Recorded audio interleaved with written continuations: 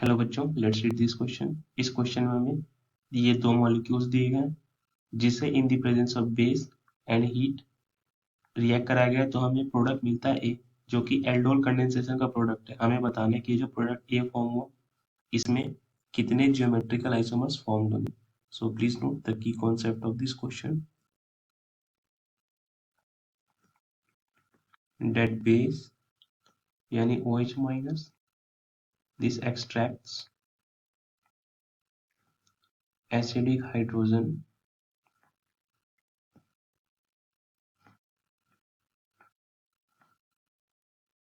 From ए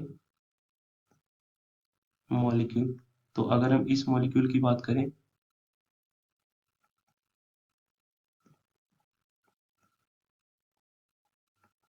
तो generally ऐसा देखा जाता है कि एसिडिक हाइड्रोजन एल्डिहाइड और केटोनिक केस में वो होता है जो एल्डिहाइड से एडजेसेंट कार्बन पर हाइड्रोजन होता है, जब पर वो जो एडजेसेंट कार्बन यानी अल्फा कार्बन वो sp3 हाइब्रिडाइज होना चाहिए, बट यहाँ sp2 है। इसका मतलब इस पर एसिडिक हाइड्रोजन नहीं।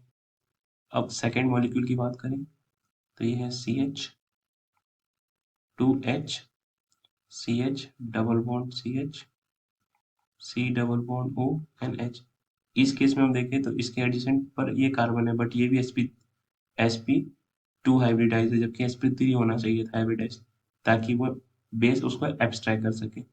तो इसके जो कंजुगेट इससे जो कंजुगेशन में है वो ये वाला कार्बन है इस पाई बॉन्ड से।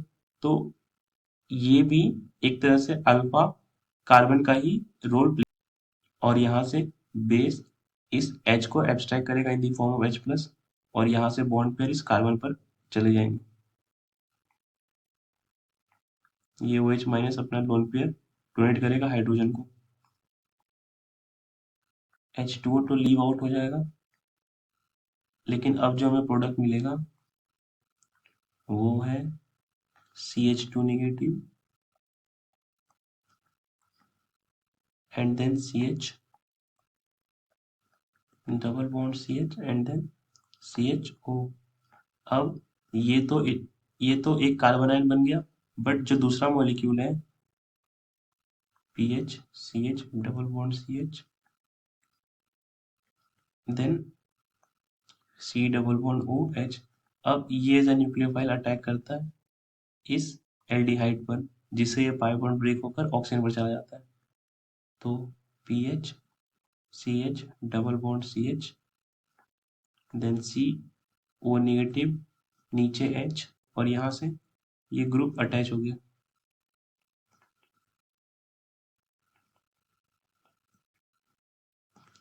फर्दर ये वाटर की वजह से प्रोटोनेट हो जाता है, जहाँ ये प्रॉपर अल्कोहल में चेंज होता है।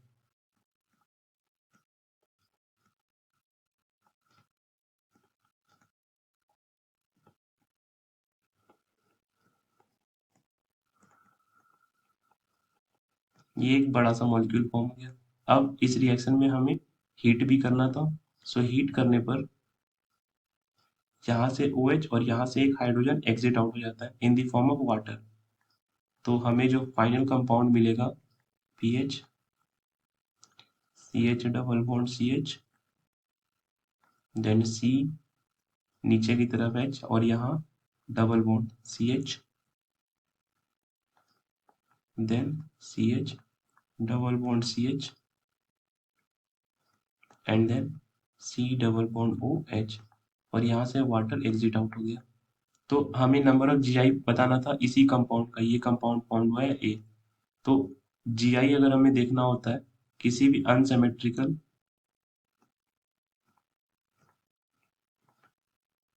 मॉलिक्यूल में,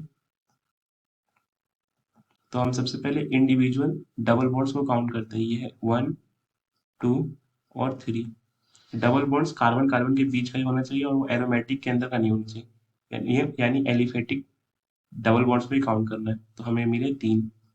सो इसे हम टू टू टू के पावर रेस कर देते हैं, तो यहाँ से हमें नंबर ऑफ GI मिल जाएंगे 8, यानी ये molecule total 8 geometrical isomerism show करेगा। And this matches with option C of this question. I hope आपको ये कॉन्सेप्ट समझ आया स्टूडेंट। Thank you.